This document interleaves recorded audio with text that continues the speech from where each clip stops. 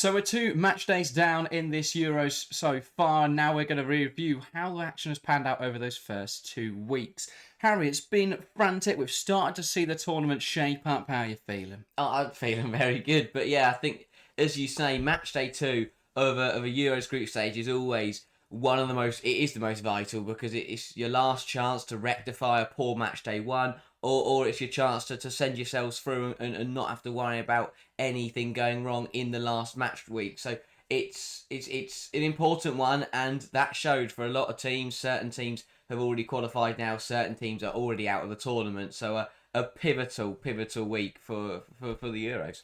Yeah, we've seen 4 qualifiers so far and 5 teams out to my knowledge. So it's been a great start. Let's start though with Group A, where we saw Norway go through as group winners, which, given their performance at this tournament, that feels unjust, Harry. Yeah, 100%, especially when it's been 2 quite poor performances, and both games panned out in the pretty similar fashion. They, again, against Finland, yes, they got the early goal, but that was a very fortunate one with Nystrom putting it in their own net. But Finland started the better side. They were the better side in the first half. They then obviously equalised, and that was deserved from Finland. I thought they played really well in this match, especially in that first 45 minutes. And if they hadn't scored an own goal, they would have 100% gone into half-time 1-0 up. And I think that just put them in a difficult position. But overall, they were level. If they'd carried on the momentum into the second half, they probably would have gone to win the game. But then Norway found a way, and again, very similar to the Switzerland game for Norway, where their individual quality shines through. Against Switzerland, it was Ada Hegerberg who stepped up and delivered. For Norway, in this game, it was Caroline Graham-Hansen who set up the own goal and then obviously scored whether it was a shot, whether it was a cross, who knows, but she scored the winning goal. And I think that they've got away with it now twice. And yes, as you say, due to the other results in the group, it means they are qualified top. They cannot be caught in the last game. So they're in a good position now, but I really don't know how they're there. And if it wasn't for individual players stepping up and delivering, they would be in a really difficult spot because I don't think they've defended well. And I thought in both games they've been outplayed, especially in this one, because I think, again, even in the first game, Switzerland did drop off, but Finland, for me, never dropped the standard throughout the game, and Norway they found a way, didn't they? Yeah, completely agree. Finland were the better side on the day. They deserved the win. It just didn't come off for them. They couldn't take their chances. Norway had 3 big chances. They missed all of them. Finland had more shots on target, higher XG, dominated the ball, 58% possession in this game.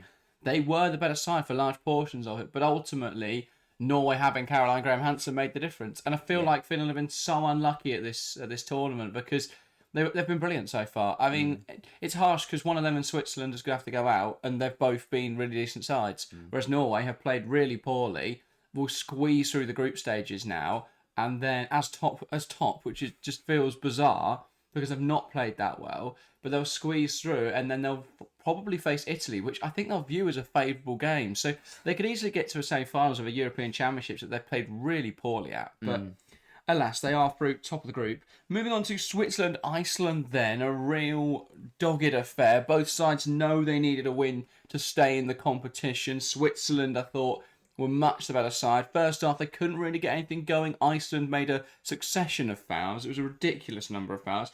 They clocked up 20 by the full-time whistle, Iceland. They just went round with one mission, that was to bully Switzerland. Once Switzerland moved the ball a bit quicker in the second half, Iceland couldn't get near them with their fouls, and Switzerland played through them like a hot knife through butter. A brilliant victory for the Swiss, and I think a real emotional end to Switzerland, to that game for Switzerland. Now they've got that big tie against Finland. Yeah, 100%. I think that for 70 minutes, both sides didn't play great. It was very cagey, very nervy. Neither side got the ball moving. And as you say, that is Switzerland not getting the ball moving is partly down to Iceland just bringing them down. And Iceland didn't try to play football. They just tried to... Their game plan was to frustrate Switzerland and then just find a direct ball over the top to someone like Jonsdottir or Jason, and they would just magically score. And that didn't happen. And I think that obviously Switzerland had the disallowed goal, fairly disallowed with 100% a foul, so nothing wrong with that.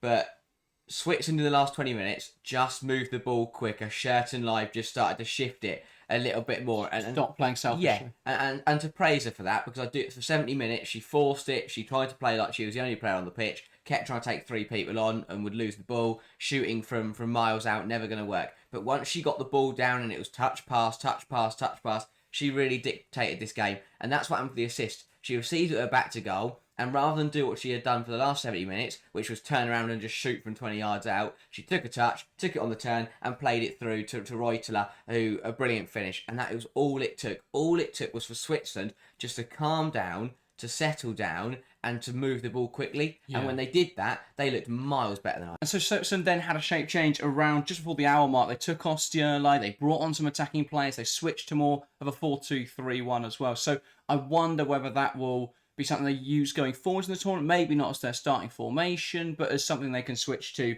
later on in games if they need to break teams down. So it's good to see that they've got options for Switzerland. As for Iceland, really poor discipline. 4 yellow cards in this match, including one for Halldórsson. It was just so well disciplined. And we saw it in the first game as well, a red card for the only, or one of two we've seen in this tournament so far. Just really poor discipline and a real letdown for Iceland. The first team knocked out. There were most teams, or most people's, dark horses for the tournament. Yeah, really disappointing. I thought that, as you say, a lot of people expect them to do well. They've got a lot of talented players, and it just felt like they didn't use them at all.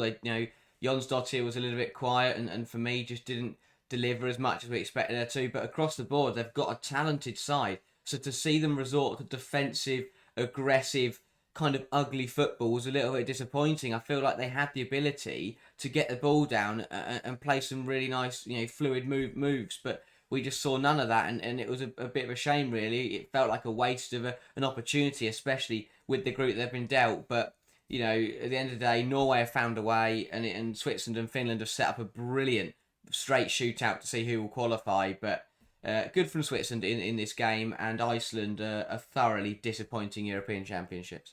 Yeah, and let's move on then to Group B, where Spain kicked us off with a 6-2 win over Belgium. First half, Belgium with great fight and coming out of the second half. Last half an hour, though, completely fell apart. Yeah, and again, it's very important to differentiate. Of course, massive credit to Spain. They were absolutely brilliant. Well done. They scored 6 goals. But for 45 minutes of this game, there was for 49 minutes of this game, there was a contest. And I think a lot of people have forgotten that just because then Spain went on to score 4 more. And I think it's important to give Belgium their plaudits for the first 49 minutes where they kept it at 2.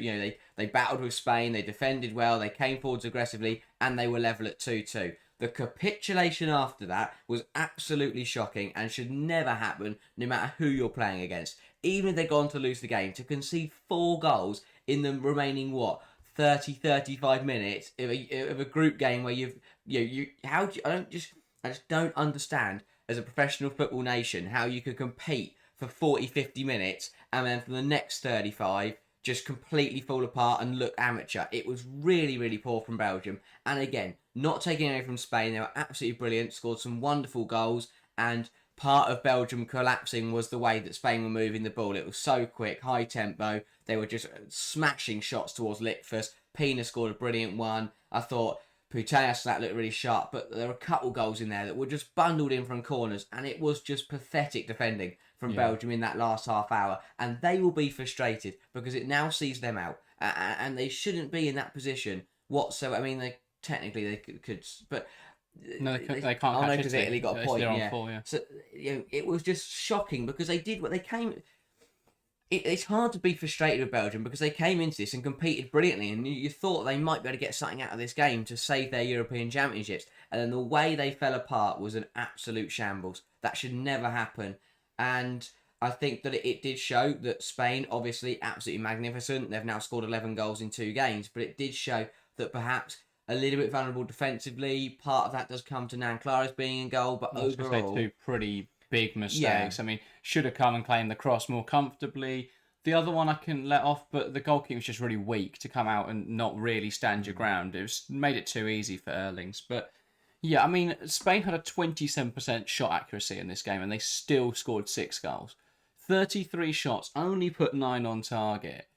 And yet, and Belgium just couldn't deal with them in the last 30 minutes. I think as soon as they went 4-2 down, that was the nail in the coffin. They just stopped playing after that. And Spain were hungry for more. It's why Spain now have 11 goals across 2 Euros matches because they are ruthless. They don't stop. You look at most other teams in this tournament, they get to 3 and they go, well, there we go. We've won this game. We'll see it out now. Spain go, let's go and get some more goals for a laugh. And that's the reason why one of their players can win the Golden Boot, because no one else has anyone over, I think 2 goals is the most for anyone else. And then they've got Gonzalez, who already has 3, Putellas, who already has 2. And the assist chart's definitely going Spain's way, because Putellas has notched up 4 assists across 2 matches. So, yeah, it's been a really great start for Spain, and they'll be hoping to keep pushing on.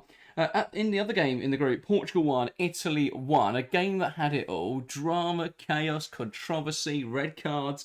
It was a great watch, and a lot of people joined us for the game as well, so thanks for that if you watched it on stream. But Italy just couldn't quite hold on here. Portugal with the last gasp equaliser. What a game. This is, for me, has been one of the best games of the European Championship so far. Had absolutely everything. Goals, absolute worldie from Girelli. Going to start with that, because that was just simply sublime, and what a finish from a quality player. But we had goals. That was a big shift, though, from Italy, worth saying, because Girelli didn't really get on the ball in their opener against Belgium, but in this game was really active. They tried to get her into really good positions. She kept picking up the ball on the edge of the box, looking for goal as well. So really positive performance from Italy, getting the ball into Girelli. Yeah, 100%. And I think that although they didn't win the game, I think there's plenty of positives to take from it for Italy. I thought it was another good performance, and to be honest, without Moraes making some brilliant saves, they would have probably won this match. They played well, they had the chances to win the game, they just didn't take them. But credit to Moraes in that Portugal net, because I thought she came in and was absolutely brilliant, and the celebrations are just phenomenal during the game, after the game. Yeah. But that's what you want to see, a player that's got a bit of fight, and Moraes has exactly that, and it keeps Portugal alive at this Euros. And credit to them, because I thought it was a game where they're up against it, but they didn't give in like they did against Spain. They fought hard, they hung in there, and then when they got the opportunity, they found the back of the net. The goal, late drama, brilliant. It's a little bit fortunate. I thought that Diana Gomez did not mean to score like she did, to loop the goalkeeper, true. Bouncing off her shin and just kind of carrying itself over multiple Italy defenders and the goalkeeper, and that was a little bit fortunate, but they came forwards, and that was the difference. I thought they looked really sharp. Diana Silva played very, very well. It was unfortunate that her goal got ruled off. Again, was the right decision, but it was tight.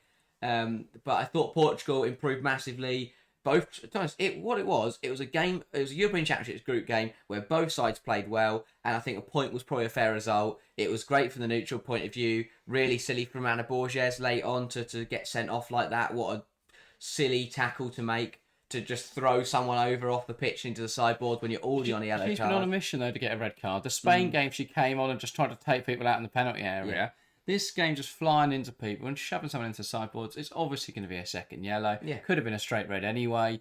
Really just stupid stuff from Ana Borges. But overall, I'm not sure on your comment that this was a deserved draw. I think Portugal did really well to come back right at the death, but for 70 minutes, they weren't particularly good. Spain just couldn't really finish off their chances. And Italy, they should have held on the end.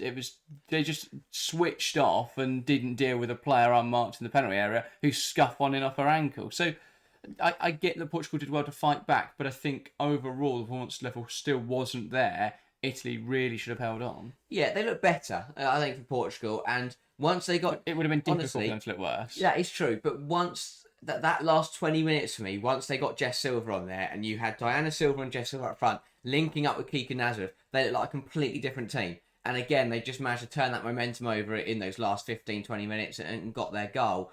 But yeah, I think positives to both sides. Realistically, it still hangs in the balance. Portugal could, if they beat Belgium, Italy will do well to get something against Spain. Well, there's a 5-goal difference swing they need to make up, I think, or it might be 6 actually. Yeah, 6-goal difference. So Portugal would need to win 3-0 and to lose 3-0. It's doable.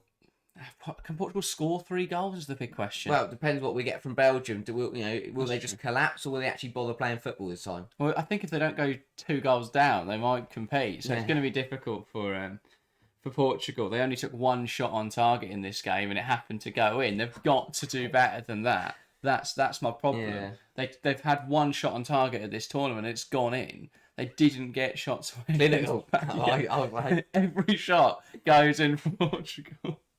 But they've got to be better. I think there's got to be much improvement if they want to go through. It's going to be difficult to swing 6 goals unless Spain put 5 past Italy, in which case Portugal only need 2. Yeah. So that's the only eventuality I see that they could get through. Personally, I think Italy could get a draw against Spain if they fight hard, because I hope Spain will rotate now that they're pretty much through. I can't see any way that even a rotated Spain side loses to Italy, so they go through top of the group regardless. And even so, I think if they were second Spain, they'd take Norway, because that is a beautiful game to play right now, rather than the hosts, which could get tricky. But alas, moving on to Group C, Germany. A little bit of a stuttering performance, but guided through really by Sjokke and Usken. Yeah, 100%. Germany have huffed and puffed at this tournament so far, but they've taken 6 points from 6. I think they did not play very well. It's fair to say, but as you say, Nusken stepping up when her nation needed her and providing a very, very good performance. I thought the penalty was 100% a penalty, and it was well dispatched by Nusken. And then again, it wasn't a pretty second goal. It was a very fortunate one, but eventually they work it to Schuler, and it was a good finish. I think both again it's both on the little bit of the line of controversy, and I think that Germany just got the rub of the green. The penalty for me was a penalty. I think the second goal on another day would have been immediately stopped if the referee had actually seen what had happened with the head injury, because I haven't seen basically. Katarina Campos is expecting, who refereed the game well to be fair, but she expects the clearance to go long, so she turns around and isn't looking at the ball. She doesn't realise that the ball's been smashed into Snell's face from point blank range, and I think with the new rulings, if she'd seen that happen, she would have probably stopped the game immediately before Germany had even pounced on it. VAR not retroactively act there? I mean, I don't know the rules 100% on VAR. I know they can't intervene in certain situations, but is that not one? I thought from Germany, and I understand why they put the ball in the net, because ultimately they're there to win. Yeah. And Denmark did defend that situation, but it was a little bit cheap for them to keep playing while there's a player that's just had a head injury. Yeah, I think it's one of those where, as you say, from a Germany point of view, I haven't got a problem with Germany. I've done exactly the same thing in that situation. And you wouldn't have scored, but yeah, I'd accidentally put it wide. But I think that, from a referee's point of view, I thought if she'd seen it, she probably would have blown immediately before Germany had even touched the ball again, and then that's suddenly a different story. But sometimes you need fortune to get through these games, and that's what Germany have had a little bit in this game. And to give Denmark their flowers, I thought they battled really hard, and as I said, to lose to a penalty and a bit of a strange goal is not a bad way to lose to a side like Germany. Well, it is a bad way to lose any game, but they'll be disappointed they couldn't get more. But it's not like they were outclassed or Germany then just turned it on and won the game fairly. Yeah. I thought Denmark battled really well, especially in that first start. A much improved performance from a lot of players on that pitch, and it's a shame that they're out, because I thought that they actually showed a bit of quality across their first 2 games. I think it's worth defining why we say it's a bad performance from Germany, because people look at the stats where Germany had 72% possession, took 27 shots, and just assume that Germany are excellent in this game. But actually, what we've seen from Germany this tournament is that they're really good at holding onto the ball, and that's lovely. But they haven't been able to find a way to consistently create good opportunities. All 4 of their goals this tournament have either come from individual errors in the Denmark game that led to from the defenders that led to Germany goals, or they came from moments of brilliance from German players. So we saw that in the first game where Jule Brandt was able to come inside and hit one top corner. Now, that's not a sustainable, reliable way to score goals. The second goal in that game was Jule Brandt pulling off a brilliant ball to the back post, and Schuler did really well to come off her player. But they're just too rigid, too static in possession. They get high up the field and their wingers pull wide, and everyone just passes the ball around slowly, wait and probing for a chance. But if the defenders don't just run out to you, which they're not going to do, it's not creating any space. So they've got to be more disruptive, Germany, to opposition's low blocks. Now, it may not be a problem for them going forwards in the tournament, because there aren't going to be many teams playing low blocks left. But if they continue to be so rigid, I just don't see how they're going to break good teams down, because other teams will see that and just sit a little bit deeper, wait for Germany to lose the ball, and then they can pounce and break in behind. And what we saw in the Poland game was Germany looked really vulnerable to transition. So I wasn't convinced again by Germany here. 27 shots, only 5 on target. Really poor, I thought, from Germany again. Yeah. But again, they got away with it. They got a penalty and they scored a goal when there was a head injury. Frankly, I don't think that's an impressive victory. But 3 points is the important metric here, and they are through into the knockouts. They'll play Sweden with a chance to top the group. Of course, if Sweden win that, though, they'll go through top of the group. Either way, it's going to be a tough seeding into Group D. Yeah. On to the game in Group C, Poland 0, Sweden 3. After flattering to deceive against Denmark, this was a demolition job from the Swedes. Yeah, absolutely brilliant from Sweden. It was class from 1 to 90. And again, it's important to say, because a lot of people will see the scoreline and think that Poland didn't turn up. Poland did. Poland played quite well, but Sweden were just absolutely brilliant. The way they moved the ball, they knew where Poland's weaknesses were, and they exploited them perfectly. They just got the ball out wide, and then Kaneryd absolutely ran right in this match. It was good, brilliant from Blacksenius across the board. I thought Asllani, Angeldal ran the show in the midfield, and they played extremely well. Sweden, they were just. Poland just couldn't keep up defensively, and I thought that Poland, they got it wrong tactically. I thought personnel wise they got a little bit mixed, because they tried to play aggressive and they played on the front foot, but they benched Padilla and Kamcic, which we saw when they came on in the second half, provided a real boost. If Sweden hadn't scored that goal, I think the second if they hadn't killed Poland off there and then, I think it could have got a bit interesting in that second half. But I think there was a mixed message there, because the mentality went positive, but the starting 11 saw defensive changes made. So I didn't really get that from Passalon. I think she realised her error, bringing on Kamcic and Padilla at half time. But overall, it didn't matter. Sweden were just too good, and credit to them, because I thought across the board it was a stunning display from the Swedes. Yeah, really impressive stuff. Someone asked in live chat when we were live for this game, because we're talking about how Sweden was so much better than Germany were against Poland. They asked why that was. And a lot of it comes down to the structure that Sweden play, the pace they play the game at, and the setup of their midfield. Because Kosovore Asllani is much more fluid a player. The midfield for Sweden is so interchangeable. So when they play down the right-hand side, Angeldal will make those wider runs to combine with Kaneryd. And that connection between Kaneryd, Angeldal and Asllani was fantastic all game. Wiankowska had no chance down that side, because they just kept playing triangles round her, and Kaneryd would break into space, or Angeldal would break into space, or Asllani would break into space. Then they'd be able to play a ball across the box. So those wide triangles, those quick combinations are really effective. And then if they played on the left-hand side, Ullman would go out and support, and Angeldal would drop back. So this really nice interchanging midfield in there. The way they moved the ball through the lines with speed, with conviction, was really good from Sweden. And they were clinical. I mean, Stina Blacksenius could have had 5 again. I still think she's such an inconsistent player, but she did score in this game, and that is important. But some of the stats behind their performance: 3.89 expected goals, 22 shots, 7 on target, 8 big chances. Sweden have got to be more clinical. That is definitely part of their game, because it wasn't that they weren't creating great opportunities. You can see that from the 8 big chances. But if you have 8 big chances, only have 7 shots on target, something's gone wrong there. So they should have scored more in this game. And I think it reflects harshly on Poland, but ultimately they played very similarly to how they did against Germany. It's just that Sweden was so fast, Poland couldn't keep up. Yeah. So yeah, it was a tough one. Some brilliant individual performances though. Kaneryd was excellent, Asllani was excellent, Blacksenius scored a goal, probably could have had about 5. And Angeldal, brilliant as well. Defence didn't have much to do, did their jobs well. I think they did. It was smart to put Illestedt and Nilden in there, because that dealt with the transitional threat of Payor a little bit better. So yeah, really impressive performance from Sweden. I'd look at their game against Germany now that's coming up on Saturday, and I'd look at Sweden potentially being able to win that match. So yeah, or even favourites. They've played better than Germany have at this tournament. So really positive stuff from Sweden. Let's move into Group D, where we're now going to spend 10 minutes talking about England like we did in the first one. Much, much better performance from the Lionesses. England 4, Netherlands 0. Harry, what a game. Whoever doubted them?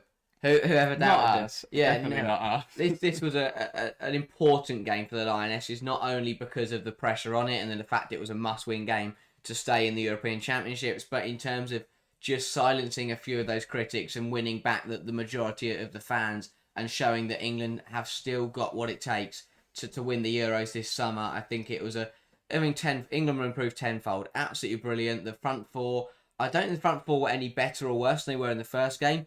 they linked up brilliantly in the, They in the actually first. got Yeah. they actually got the ball in this second game. It was absolutely brilliant from all three of them, all four of them. Sorry, Russo with 3 assists, Lauren James with a double, Hemp was absolutely superb off the left, and sorry, James obviously on the right, and Toon obviously got a goal and was a massive part of England's structure in the 10. And I thought across the board, England just the individuals improved massively, and the changes from the subtle tweaks from Wiegman made an absolute difference. Swapping Greenwood and Carter was paid off massively. I thought bringing Toon in, putting LJ out wide, again, and it showed that Wiegman still has got it as well. Again, there's been a lot of doubts of Wiegman over the last month or two, but this game for me proved that she had just those couple tweaks made a massive difference to how England played. Yeah, definitely. So I think people look to this game with one change, ourselves included, and questioned Wiegman's thinking. I think the Carter Greenwood switch was really smart in terms of how they were able to then set up with a situational back three,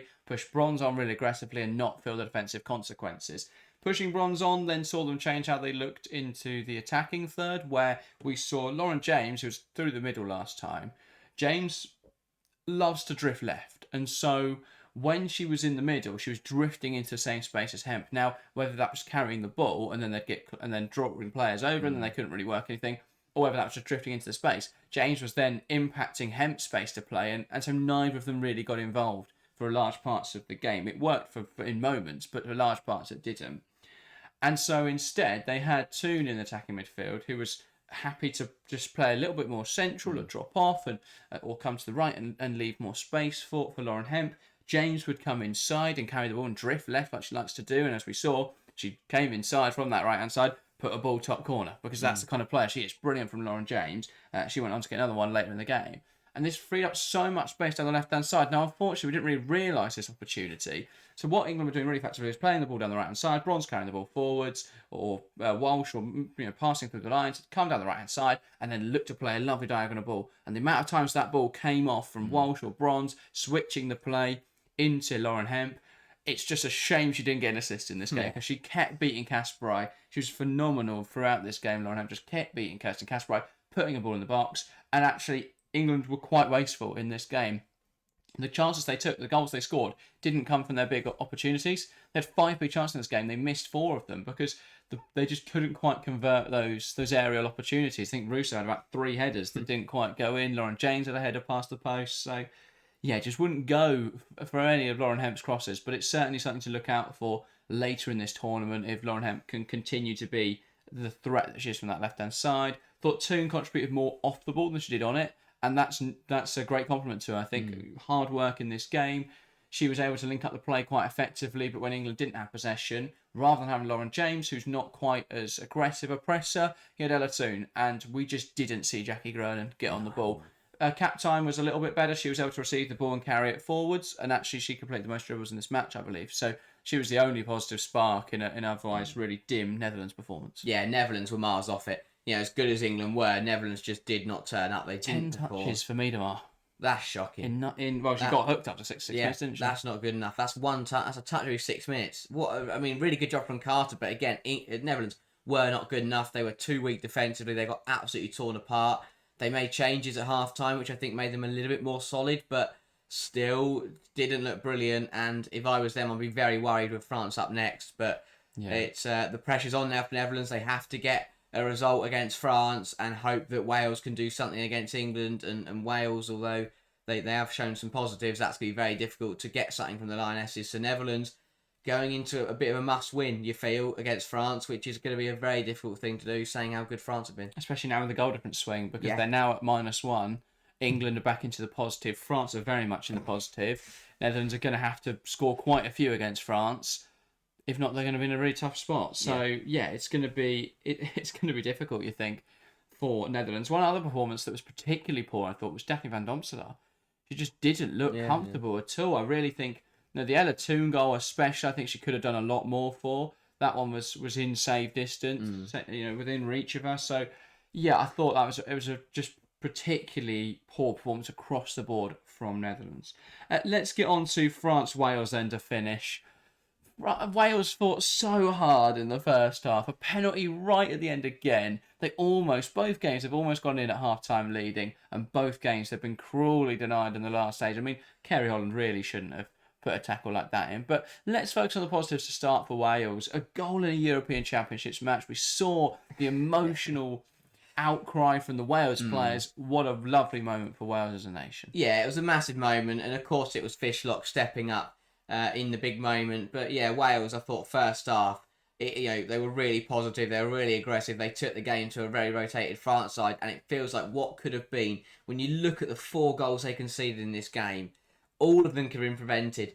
First one just didn't deal with a corner. That wasn't good enough. To concede a penalty from Kerry Holland, an experienced player, with a minute to go to half-time, was so sloppy, and Middleton Patel probably could have saved it, saying that she got her feet to it. Third one, again, Middleton Patel just needed to clear the ball there. I don't know what she was thinking. A horrible afternoon, Yeah, really. And it was a shame because in between all these errors, she made some good stops and looked comfortable. It was just the big blunders, and then the 4th goal as well. Middleton Patel jumps out to come get it, misses it, and Grace Guro shins it into an empty net.